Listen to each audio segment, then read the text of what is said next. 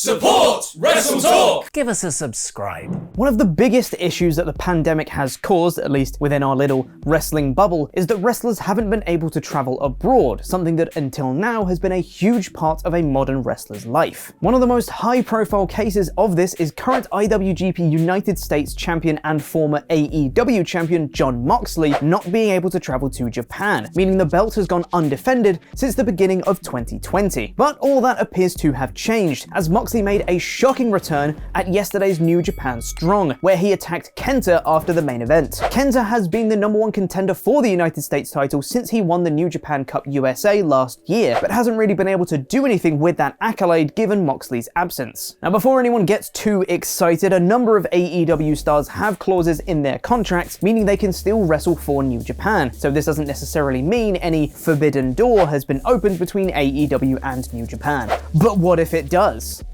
Moxley finished his appearance last night by promising he and Kenta would have a match soon, but didn't specify when or where. Oh John, you big tease. We'll have to see whether Moxley being able to travel to Japan leads to restrictions regarding travel within wrestling being eased slightly. And speaking of shock returns, Goldberg returned earlier this month at WWE Legends Night, and we all cried ourselves to sleep when he challenged Drew McIntyre to a match at the Royal Rumble for the WWE Championship. Not Drew, anyone but Drew. The fear is real, and that's because last year Goldberg famously returned and defeated The Fiend completely clean at WWE Super Showdown just before dropping the Universal Championship to Braun Strowman at WrestleMania 36, because his contract only has 2 matches a year in it. Thankfully, it seems that even Goldberg himself realized how bad his match was with Braun Strowman, because he's described it as miserable during an interview with Fox Sports. It was miserable. It was very, the situation was extremely difficult. Whether it was just dealing with the COVID, whether it was dealing with the last minute change of the opponent, whether it was dealing with having to stay and change my itinerary literally on the fly when I hit the ground. I wasn't prepared for Braun. I wasn't prepared for a 340-pound guy. I just wasn't. I was completely locked in on Roman Reigns. To have that switched at the last second, it was not the best day I had in the wrestling business by any stretch of the imagination. Well, at least he's honest. And finally, before we get into the review of last night's weird SmackDown show, the Wrestling Observer newsletter has reported that Seth Rollins is very likely one of the surprise entrants planned for the Royal Rumble. Seth has been out since Survivor Series due to the birth of his and Becky Lynch's daughter Rue, but it seems paternity leave is now over. Seth won the Royal Rumble back in 2019, setting up a match with Brock Lesnar at WrestleMania 35. And now, it's time for a review of last night's go-home episode of SmackDown in about 5 minutes, but more likely 17. I have a lot to say. Thank you for being an awesome pledge hammer on Patreon. He's a sexy man, not an Andrew Gross man. The show opened with Daniel Bryan in the ring putting over the Royal Rumble and all of its branding. Every man for himself, 29 other men. Main event of WrestleMania. When the buzzer counts down, you'll never know who's coming out next. Road to WrestleMania. Branding, branding, branding, branding, branding, branding. But then Bryan was interrupted by Raw superstar AJ Styles, and his bodyguard Omos explained they were there because of the quarterly brand-to-brand Invitational. Jesus Christ. We're on that episode, aren't we? However, this then set up a main event match of AJ Styles versus Daniel Bryan, with Bryan requesting no Omos at ringside. I mean, okay, it might have been a dumb way to set it up, but AJ versus Bryan, I'm down for that. Really hope they don't screw it up. After a quick but very good promo from Bayley backstage with Kayla Braxton, we had Bianca Belair versus Bayley in an actual wrestling match and not on a talk show segment or in an obstacle course. And it was a pretty fun match with some really good action. Bayley worked over Bianca's arm, which caused her some issues, but she was able to overcome, hitting the KOD for the clean win. Though it was a bit strange for how much Bianca's been saying that she can beat Bayley, she seemed really surprised that she did. She did a brief promo on the ramp with Kayla Braxton again, saying next stop Royal Rumble and WrestleMania. Fingers crossed, eh? After last week when Dominic Mysterio lost clean to King Corbin doing things his way, it's time for him to do things his father's way, which naturally meant that Dominic attacked King Corbin before the bell, like the true babyface his dad is? Dominic put in a nice showing here, even though the match was a tad botchy at times, but Corbin hits another end of days for another clean win. But then after the match, for some reason, Corbin tries to attack Ray, and then Ray gets the upper hand, and then that's it. But why though? Big E is backstage next with Sonya Deville, and following from last week, the trend continues of babyfaces attempting to bribe management, with Big E slipping Deville a whole $1 and promising an Arby's card in order for her to reveal his Rumble entry number. Help, save this segment, someone, anyone. Okay, no, not you. Miz and Morrison came in next, quarterly brand-to-brand invitational, remember? And for some reason, they really didn't like Big E, and Big E really didn't like them, and then they fought. Guys, is this SmackDown? Because it really feels like Raw. We got the announcement that it will be Natalya versus Tamina on WWE Backstage, and whoever wins gets the number 30 entry into the Women's Rumble match. What have they done to qualify for that? Also, aren't they a tag team?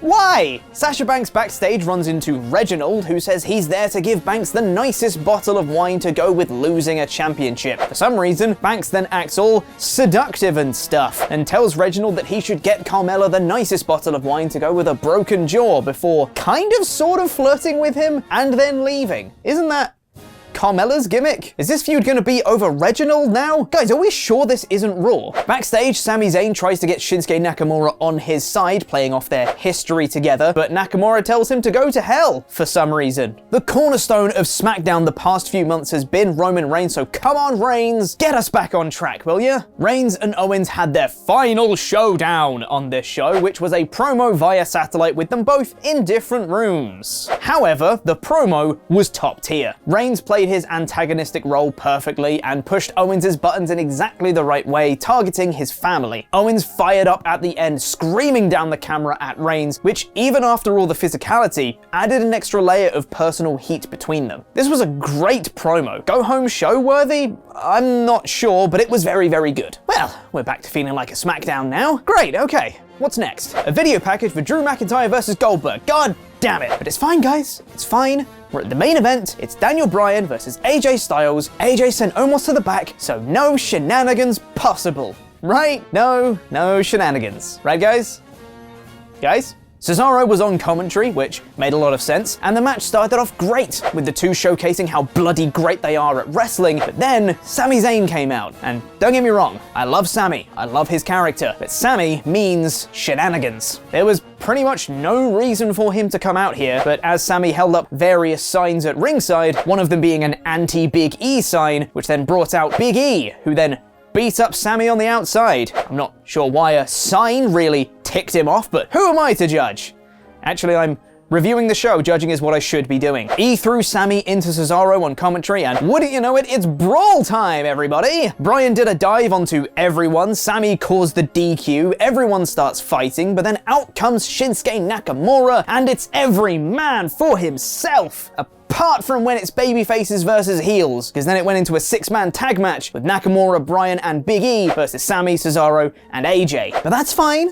That's fine, guys. Look at those 6 names. That's one hell of a lineup. There was some really great tension with Nakamura and Cesaro not wanting to attack each other during the brawl. So naturally, they were the first 2 legal competitors in the match like nothing had ever happened. Are we sure this isn't a Monday night? But it can be saved, just as long as we don't get any more shenanigans. So out came Miz and Morrison, who then caused another DQ, prompting another brawl, prompting Otis to come out, and then another tag match was made, 5-on-4. What am I watching? But it didn't stop there. No, it had to get dumber, didn't it? Because after some more match, Raw star Sheamus came out, quarterly brand-to-brand invitational, don't forget, and then just hopped up on the apron and was allowed to just tag in. The ref was like, yeah, no, that checks out. Why? He's not in the match. He runs wild for a bit, everyone gets their moves in, and then he hits a bro kick for the win on Sami. But don't worry, guys, there's still more. Everyone immediately gets into a brawl once more, and who should return but Braun Strowman? Boy, I haven't missed him. He beats up literally everyone, and he stands tall to end the show. What a pile of shit. Somehow, in that main event that started with Daniel Bryan versus AJ Styles in a singles match with Cesaro on commentary, it ended with Sheamus pinning Sami Zayn with Braun Strowman standing tall at the end. Can somebody say overbooked? So that was the show. Let me know what you thought in the comments, and make sure to follow us on Twitter to vote in our poll on a poll match, where 44.5% of you voted the show as good, while 26.1% went lower with poor. Boy howdy, am I gonna disagree with the majority here. Goodness me, this was a bad episode. That's Not entirely fair, there was some pretty dumb stuff in there, but Bayley versus Bianca was good. The promo between Reigns and Owens was great, but pretty much everything else was nonsensical. That's not even including the fact that there is a quarterly brand-to-brand invitational, which in and of itself is super duper dumb, but even if we let that slide, this episode still made no sense. I openly laughed at that main event multiple times, and not in a good way. Raw quite literally infected SmackDown. Last week on the WrestleTalk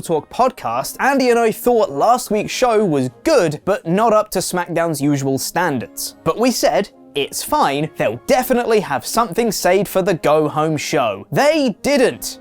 They really didn't. This show was a poor 2 out of 4. But hey, at least this show didn't have Nia Jax almost injuring someone and then complaining about people complaining about it on Twitter. But is Nia Jax an unsafe worker, or is the internet just a whiny place? Simon Longdon thinks he has the answer. Is Nia Jax an unsafe worker, or are wrestling fans just a bunch of pathetic whiners? Both, actually.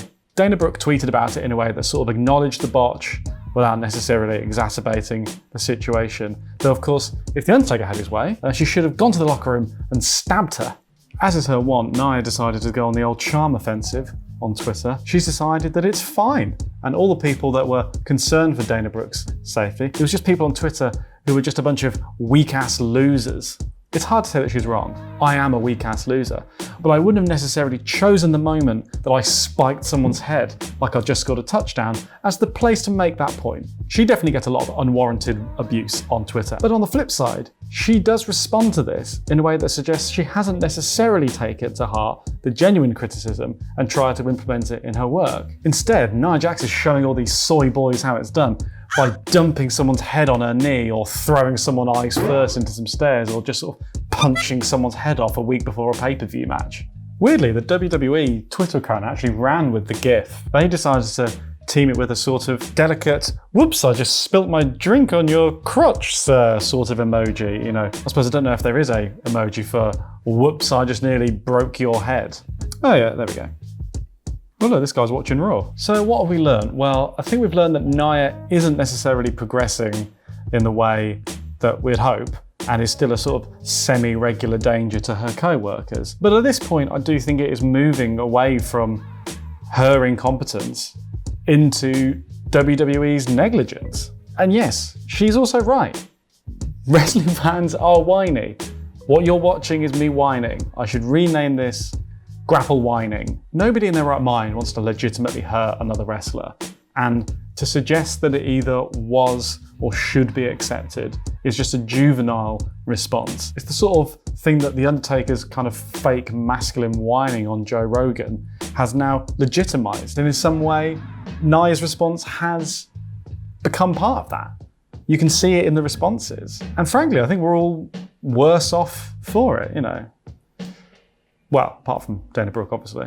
Adam Blompier's latest fantasy booking video is live, and he's talking about how he would book the Royal Rumble. Press the video to the right to watch that right now, and press the video below that to find out more about WWE Creative being the worst it's ever been. Subscribe here for daily wrestling news videos. I've been Corporate Chopper. Jam that jam.